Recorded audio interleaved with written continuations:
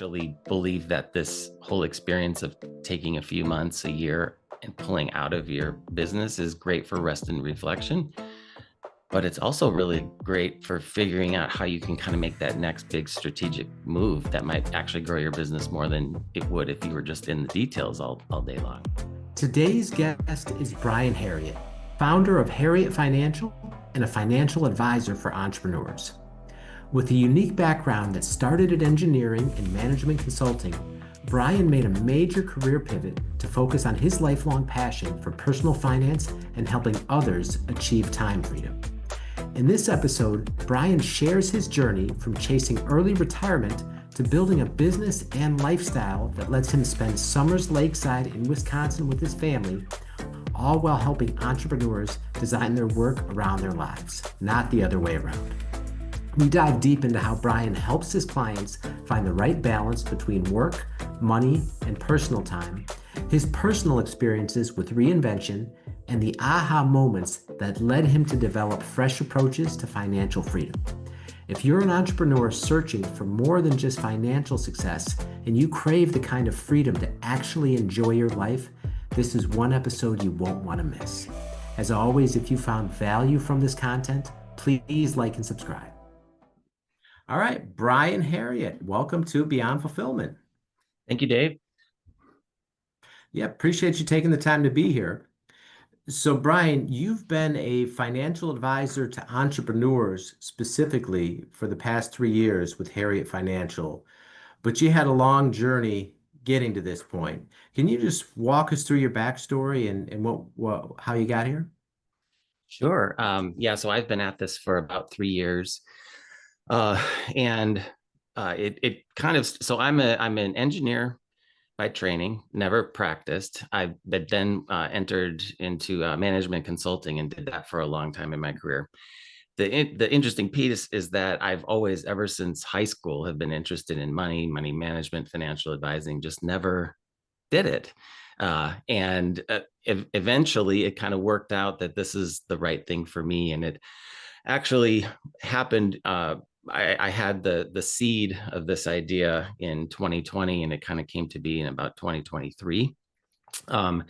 I early on, because of my interest in finances, financial advising, things like that, I've always been a big personal finance investments kind of person, and was on the retire early, financial independence, the FIRE movement train for many years, and to try to retire early. And in 2020, and I was getting close.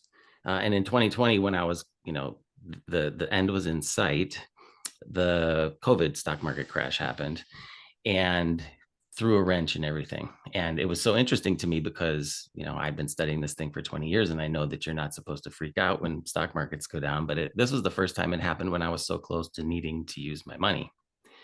And I mentioned to my wife, that whole early financial freedom thing, it may not be happening as soon as we had hoped for. And she looked at me, and she actually wasn't upset or anything. She just said, "What would you do anyway if you retired early?"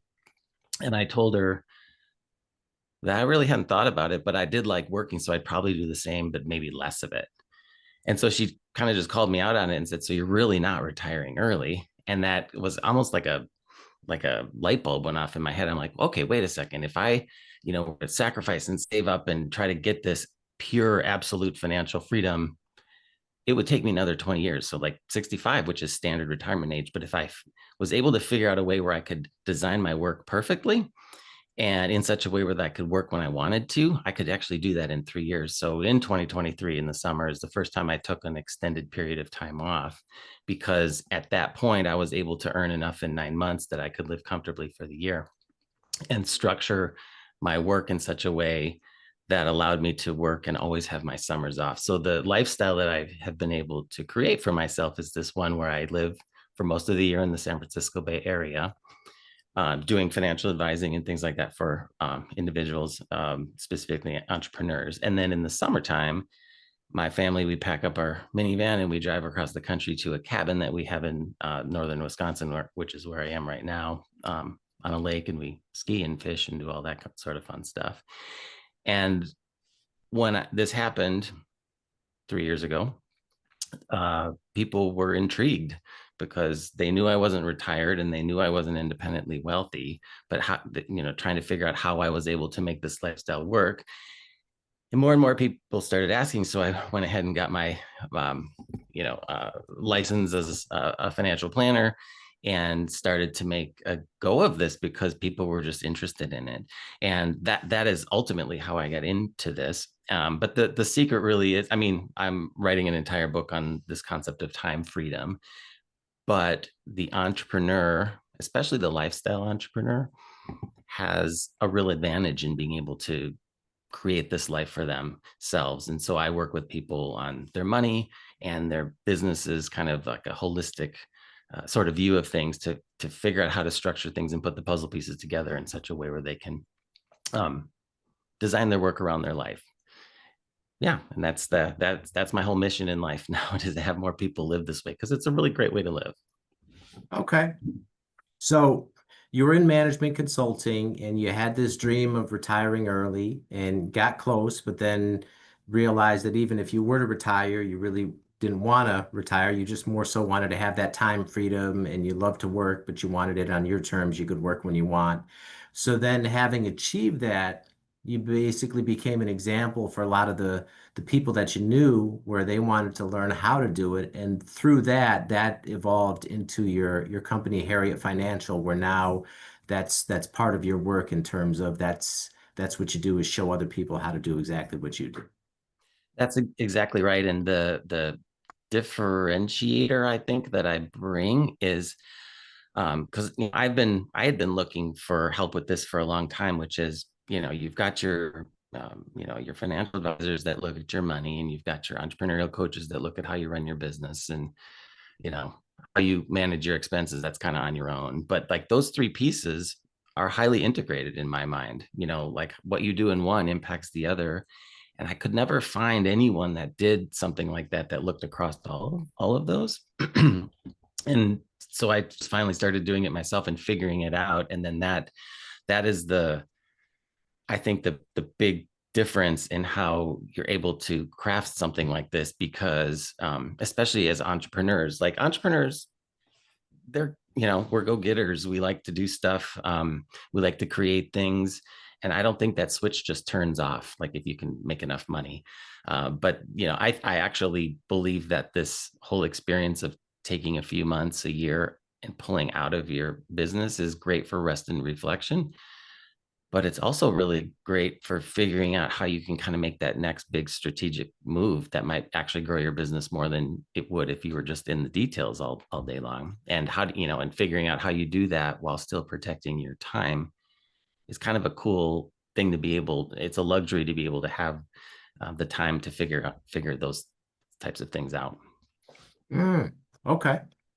All right. So once you had this,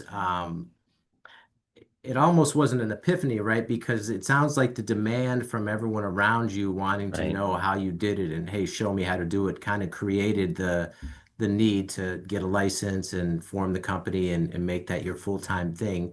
So once you did all that and started practicing, what happened next?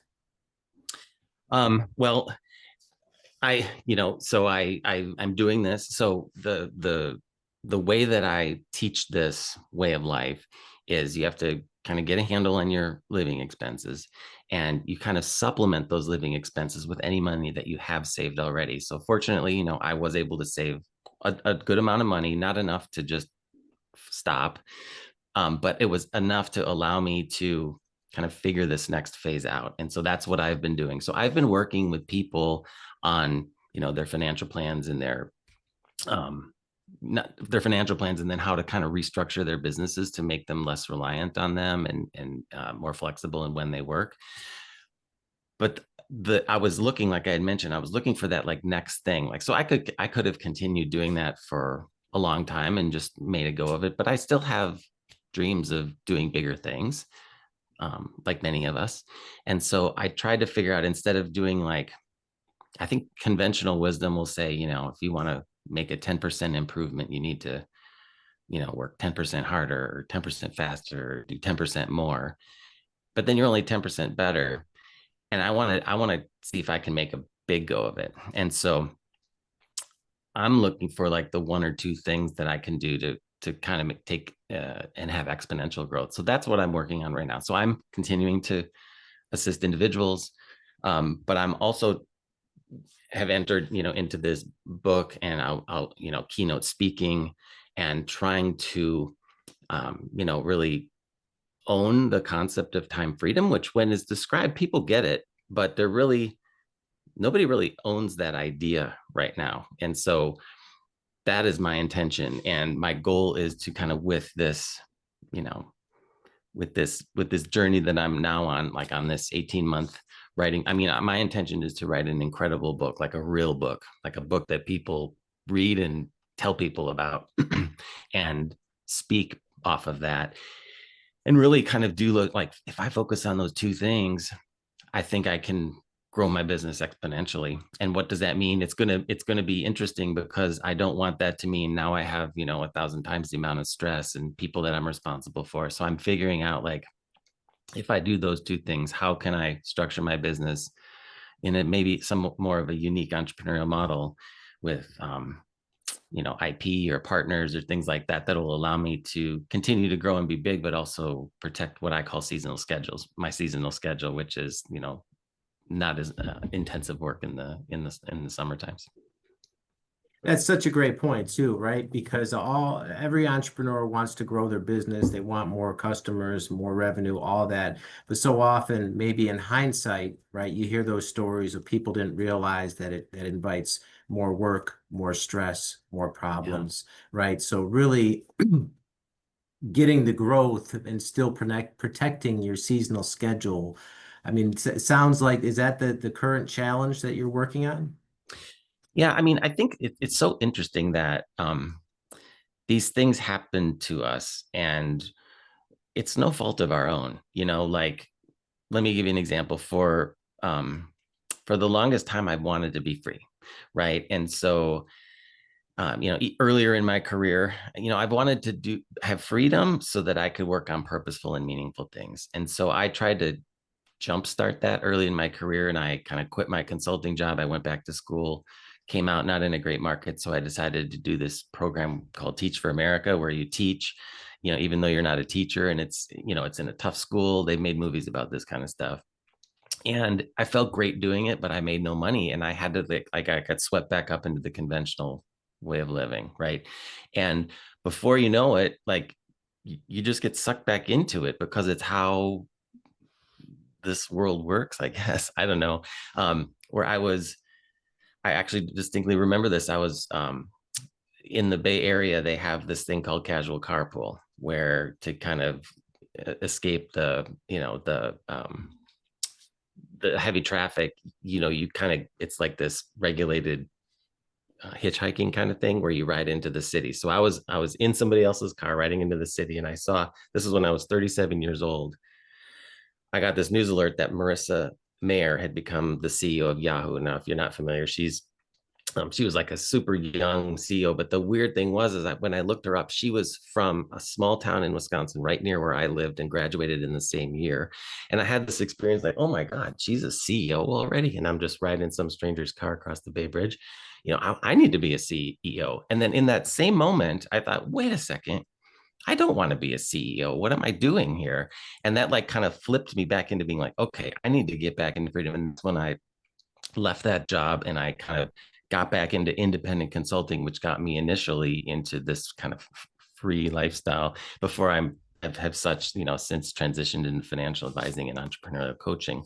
Um, but yeah, like, people know they want this, but it's hard to imagine it, because there are not a lot of role models. And until someone, like, comes and interacts with me randomly when I'm, at our cabin in northern Wisconsin, and are interested and then want to be coached on it, like, it's so small. And I feel like if I can just have more exposure, more people can see this and kind of figure out that they want this for themselves, and then they can, I can help them figure out how to do it, through the book. Like, you don't have to work with me. I just want you to read the book and say, hey, maybe this is possible for me, because it's a much, much better way of living. Mm, okay. Yeah, so interesting, and appreciate you sharing that too. And I'm sure many people can relate to right, Yeah. having that desire right? That comes from your heart, and then your mind getting in the way with all this conditioning and whatnot that you know what I mean, that you've picked up along the way. And it's great awareness to for you to even realize, wait a minute, right? That's not what I want, Yeah. and really following your heart and taking that path. Yeah. And so, like, usually what I'll do when I work, so everyone that I work with, I do this thing called the time freedom forecast. And so I have this tool and it's available online. I use it for my clients, but it's also free. If anyone is interested, it's at timefreedomcalculator.com. So anybody can go use that thing. But what I do is it allows you to kind of take your financial numbers, take some projections about your future and how much you want to make and how much you want to work, and you can put it all in there and see if you run out of money by the time you die, right? So the idea is, if I put these kind of how do I model out what my life could look like? It's pretty easy to use. And what that basically does is say, hey, it gives you the confidence such that, given the money I have, the money I think I'm going to make, and how much I want to work, this plan could work, right? That's step one. So we do that and we say, okay, this is how you would make it work. For some people, they've saved a lot, and so they can rely a lot on the money that they're making and the money that their investments will earn. For some people, they save and they don't save a lot. They spend a lot, and they're going to have to look at that flexible work, and that's going to be the most important element. For some people, they don't have a lot of savings and they don't have a lot of desire to work and make a ton of money, but then they have to like make sure that they're reduced their spending. So there's different ways to do it, but that's the first step. And then the next step, once you have that confidence, is like, okay, how do I actually organize my business to work this way? And it's different for every industry, of course, and the seasonal schedule is never exactly the same. But the idea, there's really two basic ideas if people are interested in pursuing something like this. And it's really the first thing is, you have to say, I want to protect my time first. Like, that's the core principle. And if you do that, then you want to align your work and how you structure your work, and then your team and how you structure your team, if you have one, or your own self. And you kind of fit those two things associated with how your time, because time is of utmost importance. So what I mean by structuring your work is, instead of just working constantly for everyone all the time, you need to take your work and kind of chunk it into these little pieces. Like, it could be 2 hours, like my 2 hour time freedom forecast, and like stack them up on certain days of the week and in certain months, but never in the summer, or it could be something that's a little bit longer, like a 2 week project, and you put 2 2 week projects together, and then you take off for a month. And so the idea is that you kind of chunk this work, it's technical term, chunk this work and shift it to when you want. And then once you have that figured out, then you look at your team. And I'm an advocate for everyone, even if you're a solo entrepreneur and it's just you, needs some form of assistant or assistance, right? If it's a full-time, part-time virtual assistant, everybody, everybody has email and calendars to run their business. And these are things that are very much something that you can dedicate to somebody to help manage for you, so that you can work on the most valuable things. That's like that's the first step in. And then eventually, you rely on this person for more and more help. Uh, so if you kind of combine how you work and getting the leverage off of this team, all of a sudden you're able to pull out and either just work on the most important things, or not work for an extended period of time and start thinking about those bigger ideas. Mm. Okay. All right. So, Brian, since you've been on this mission with the book, and obviously transitioning to the company and growing that and really figuring out how you get this message out to the masses, what's been the biggest obstacle that you faced through this process? Um, Interesting question. I think for me, actually, I've got an answer for you now. I was born and raised to think that you like are here and you know where you're going, and then you just go there, right? It's like this straight path. And what I have come to realize is that that way of living doesn't always work out, right? And you get frustrated for what I realize now is no reason. And also, it's kind of a boring way to live too. So the struggle for me has been the comfort with kind of this not knowing of stuff. So, for example, writing a book, if you choose to write a really good book, it is a process that takes 2 years. And there's all these things that you figured you could learn quickly, but you really don't know that you have to learn. And not just that, but the creative process is so different from the kind of the, you know, business mindset, check it off mindset. It's circular. You do all this work to just come back to the beginning, like all these things are part of the process that you have to get comfortable with. That has been a complete shift in my mind and how I see the world and how I look at life. It's been challenging, but it's been extremely transformative and rewarding at the same time. And it's a journey that I recommend for anybody, at the point in their life when they feel they have something interesting that they want to share with the world, that they do it. But just be ready. It is a lot of work, but it's really cool to see, as the years go by, literally as the years go by, the progress that can be made and what's done. So that's been interesting to me. I haven't had challenges around finding clients or anything like that. It's all been more internal, right? The challenges have been around internal and mindset and figuring out like what I want for my life in the next stage. I just want a more interesting life, something that'll, if I do the speaking, I want to be able to speak in Europe and spend some time there. I realize these are all like luxuries, but this is the kind of lifestyle that I want to get people to, because it's really fun. Okay. So it sounds like kind of unlearning maybe Yeah, the conditioning and kind of how you thought life worked, so to speak, particularly around linear progress. exactly. Because so often, right, we hear success isn't linear, and even though in our mind we think it should be, we want it to be, and I'm sure there's some freak out, right, when it's when maybe You got it. your mind feels like you're going backwards, but ultimately that's getting you to your desired outcome. Is that a good way to say Yeah, it? like I think about it too, is like you can make a small gradual increase in a straight line, or you can kind of go up and then kind of dip down way below where you were, but then just to like shoot back up, and all you end up way higher than you ever would, but it's just much more of a variable ride, which is, some people are more comfortable with it, some people are not. And I'm a conservative type of person. I want to cap my downside, but sometimes you have to take some risks on yourself, and that's been a definite journey in the last couple of years. I've invested more in myself than I ever have in my career, and I have a belief that it'll pay off in the end. But it's nice to be able to take those gambles on yourself, when you reach a certain point in your career. Sure, sure. Okay. Do you have a date for when the book is going to come out? Is that I in sight? do. I do. It is in actually it's in April of 2026. So still, 9 some months from now. But that's okay, because the book will be pretty much written in the next 2 months.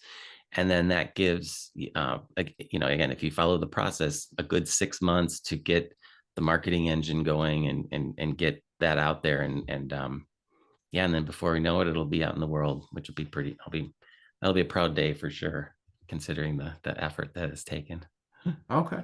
All right. So, Brian, if people want to learn more about your company, your coaching, how they can, get on this journey that you're on with the time freedom and whatnot, what's the best way that people can reach out to you? I definitely recommend you go to that timefreedomcalculator.com, because it's something you can play around with. But also from there, you can click through to learn more about me. You can click through to get on my book wait list. It's kind of got some nice links right from there to access me in different ways. But it's a really good place to start. Um, Pretty easy to use. And yeah, I urge you to try it out and see, if you kind of map your numbers out, if you could live a life like this, and if it's of interest, then we can kind of, keep going from there. All right. And we'll link all that in the show notes for everyone.